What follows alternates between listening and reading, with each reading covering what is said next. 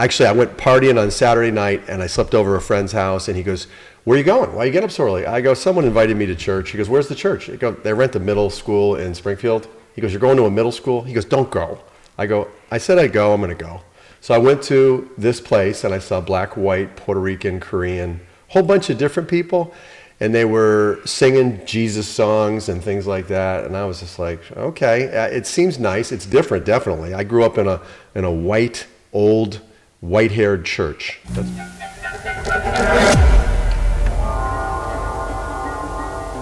Hey everyone, don't forget to subscribe, like, share.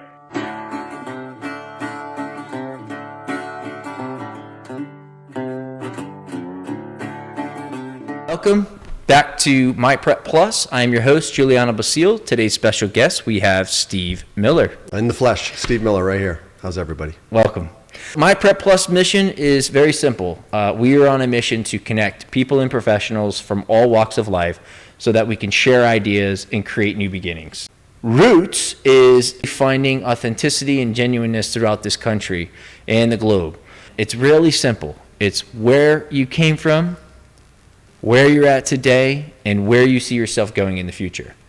And so today with Steve Miller, I'm going to share some of his early accomplishments and sort of the struggles that I think will relate to a lot of people, and I think that's where we need to go. And so without further ado, Steve, why don't we just kick it right off with where you came from? Where I came from? I came from Bruce and Kathy Miller, two of my most favorite people in the whole wide world. My dad and mom, they brought me to the wedding. I was shotgun. And I found that out one day. I was at the dining room table, and I had my dad's wedding ring, and I was spinning it like a top, and I was stopping it, I was spinning it. I was in 8th grade. My brother was in like 5th grade, and my sister was like in 3rd grade. And then I looked at the inscription in it, and it said 1/29/72, the year and day they were married. And then I just did the addition. I added all the way until July when I was born, and I went February, March, April, May, June, July, and I realized 7 months. And then my dad was across the table going, shh. And they hate when I tell this story, but that's how we started. I was there with them, and they said they were gonna get married anyways, and it's been nothing but love in our house. I mean, there's been a lot of things going on in our house, but they tried to temper it with love. They were 20-year-old young people, 21-year-old young people who didn't know anything and wanted to learn how to raise children, how to love one another, how to struggle through life. Mm-hmm. And my dad was a firefighter, my mom was a nurse.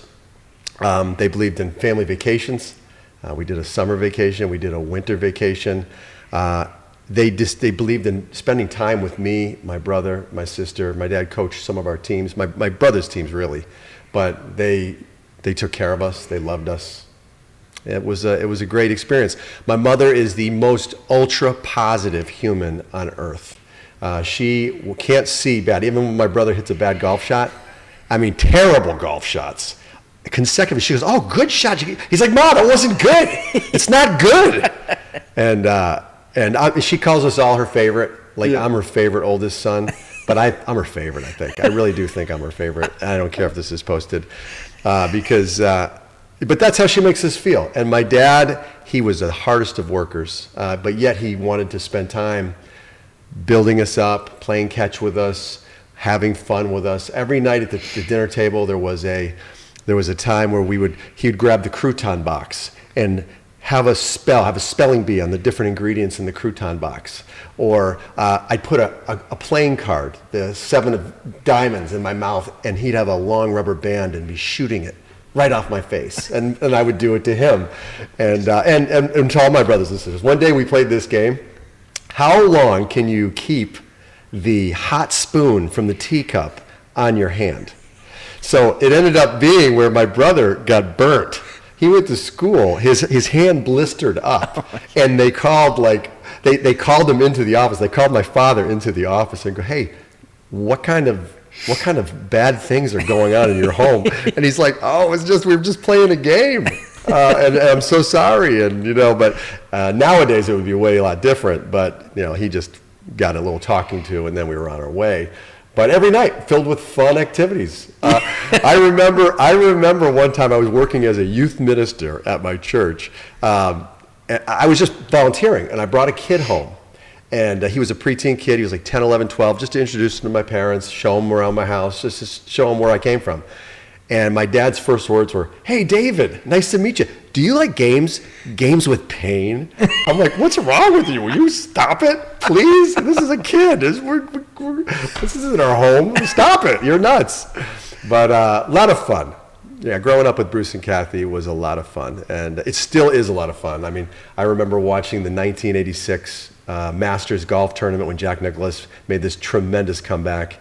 And my dad we were just totally engrossed. And then we went out and golfed afterwards. And we still watched the Masters together. We watched it this last weekend together. It was really fun. That's fantastic. When I didn't know, when I had to coach basketball for my sons who are now a junior and a sophomore in high school, I'm like, "Dad, I need an assistant coach. Will you help me?" He was right there with me, helping me. And he's just always been there. They're just, even we worked together. I bought a business that he developed, and we put in underground lawn sprinklers. And even when I'm getting in trouble, he's like, "I need to get in a truck for you. I'm going to do that for you." I go, "Dad, you're 70 something years old. You're not going to be in a truck doing labor. You can do other things." He's very capable. He sells most of our jobs. He's really a dynamic guy. So that's where I've come from a little bit. And you said you have how many siblings? Kevin and Katie, 2. Okay. I'm the oldest of 3. That sounds like a fun household, though, growing up. Yeah, it was a really fun time. Yeah. Now, what part of where did you grow up here again in Western Massachusetts? Yeah, straight out of Springfield. It was awesome. We grew up. My parents, they bought my dad's house, the one that my grandma and grandpa lived in, because when they were getting married, they needed to get a house. So actually, my grandma was getting remarried because my grandpa died before I was born. She got remarried on the same day that my parents got married, just a little earlier, so that she could legally feel like she could live with Grandpa Pete, who was the new stepdad of my father. And then my parents got married, and then we moved into the house that he grew up in, and that's where I grew up. So this is 1972, all throughout the 70s, all throughout the 80s. Yep. They moved to East Longmeadow. I think I was a junior in college at the University of New Hampshire. They moved here, and I never actually lived here except for school vacations, and probably about 3 or 4 months, and then they made me start paying rent, and then I decided to leave. Roughly. So I had about 3 months in East Longmeadow. Then I moved to the West Side. And it was just $25 of rent. That's all. They charged me $25. Nowadays, that's probably what, $2,000. It's like $2,000. Yeah, right? that's so wild. That's how I see it. Yep. Okay, so now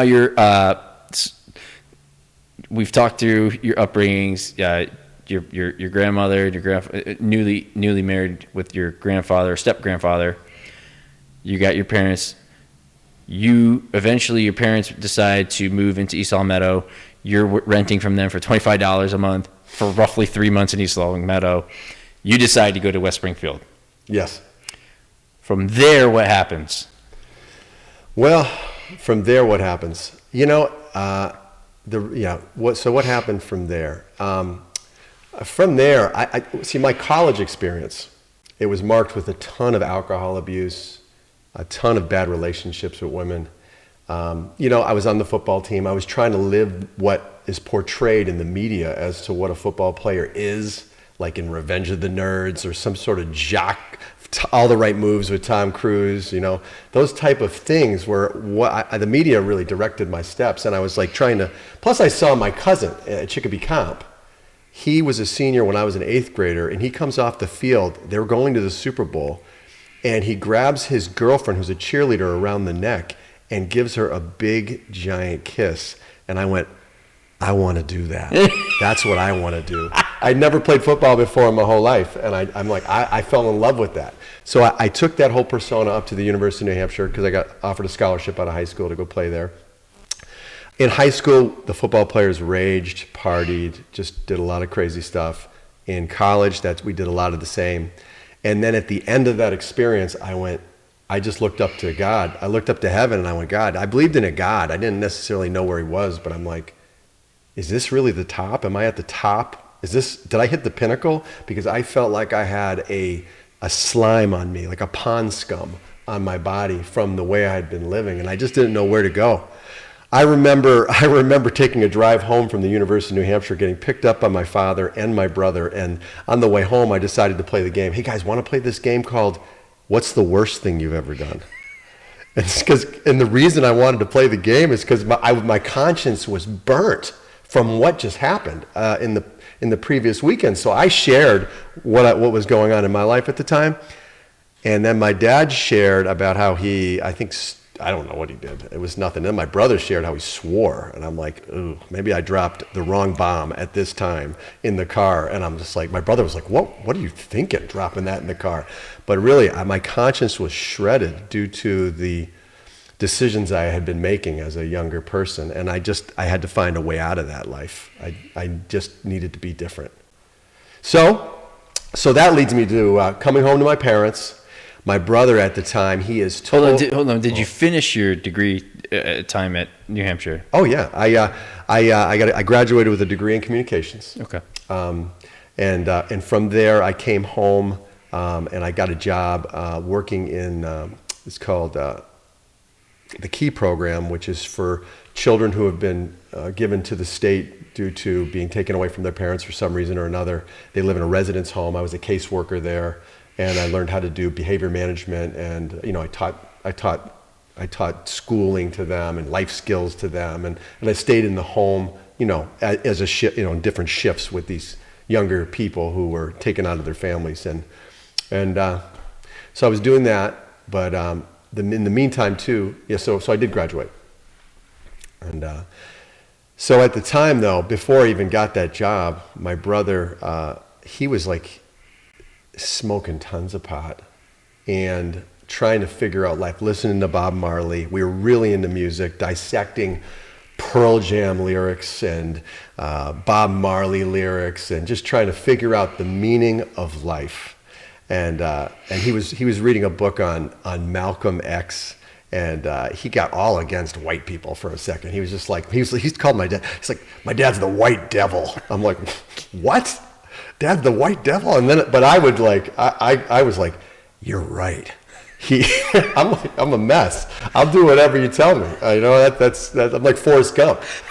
Forrest, why did you assemble that rifle so quickly? Because you told me to, drill sergeant. You're going to be a general. That's me. I thought I was Forrest Gump for the longest time. I'm like, I would run. I just wanted to change the world. I'd run down the street and I'd say, peace, to the people on oncoming traffic, because I just wanted to make a difference somehow. So in the course of this time, somebody reached out to me at a CVS. They were next to me on one of the aisles at a CVS, and I was looking for a birthday card for my brother Kevin, and I felt eyes upon me, and I looked at the person and I go, do you want this card? And I handed them the card, and he goes, oh, I'm going to a birthday party. But then he invited me to church, and I went to that church that weekend. Actually, I went partying on Saturday night, and I slept over at a friend's house, and he goes, where are you going? Why you get up so early? I go, someone invited me to church. He goes, where's the church? I go, they rent a middle school in Springfield. He goes, you're going to a middle school? He goes, don't go. I said I'd go, I'm going to go. So I went to this place, and I saw black, white, Puerto Rican, Korean, whole bunch of different people, and they were singing Jesus songs and things like that, and I was just like, okay, it seems nice. It's different, definitely. I grew up in a white, old, white-haired church. That's where I grew up.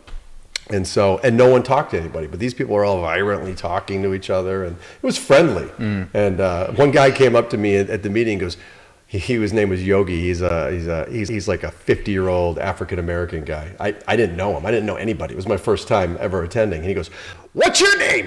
I go, I'm Steve. He goes, who brought you? I go, Eric brought me, this guy Eric. He goes, Eric! He goes, you're going down! You're going down! And I'm like, I'm looking at the people around me. I don't know anybody. I go, I guess I'm going down.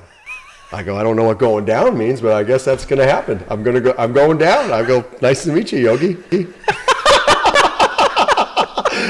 Oh, it's funny. Oh, it's crazy, right? Oh my God. You're going down. But what did he actually mean by this? Yogi, I came to know later on that, he said, what he's saying is, you're going to be baptized. You're going to get baptized.